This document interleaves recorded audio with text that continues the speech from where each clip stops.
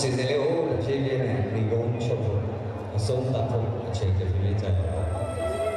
ဆွေကန်းနဲ့အားပေးကြတဲ့ပြည်သက်ကြီးအားလုံးကိုလည်းကျေးဇူးထူးပဲတင်ပါတယ်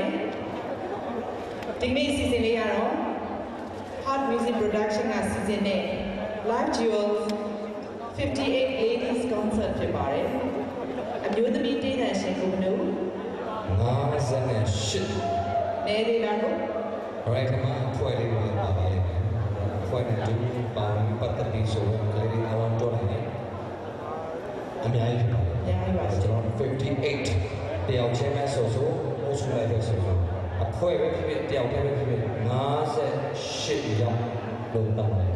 ဟုတ်ကဲ့ပါသူတို့အားလုံးကနေပြီးတော့တေးချစ်ပရိသတ်ကြီးခံစားနားဆင်နိုင်ဖို့အတွက် style အမျိုးမျိုး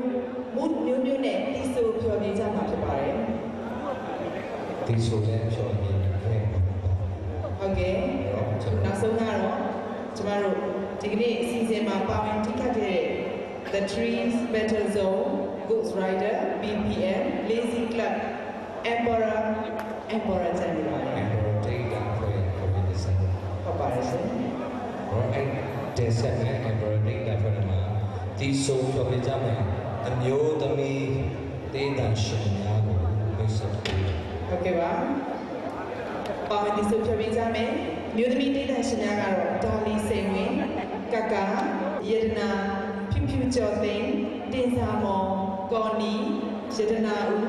မီမီဝင်းဖေဖေမာနေဝင်းနော်လီဇာတို့ပြောပါတယ်ပြီးတဲ့အခါမှာသူအားလုံးကနေပြီးတော့ညီညာနဲ့ group song နဲ့ဒီဆိုမှာဖြစ်ပါတယ်။ဘာမှမလုပ်ဆုံးတာဟုတ်ပါတယ်ရှင်။ခုတမောင်ဆုံးဒီဆိုဖြောပြမယ့်ဒေသရှင်ကိုကိုပြပါEmperor Date ရောက်ခဲ့တဲ့တမောင်ဆုံးဒီဆိုဖြောပြမယ့်ဒေသရှင်ကတော့ကာကာဖြစ်ပါတယ်ရှင်။ကာကာဆိုရကလေးတို့တဲ့တခြင်းကိုနားရှင်။အဲ့ဒါကြပါ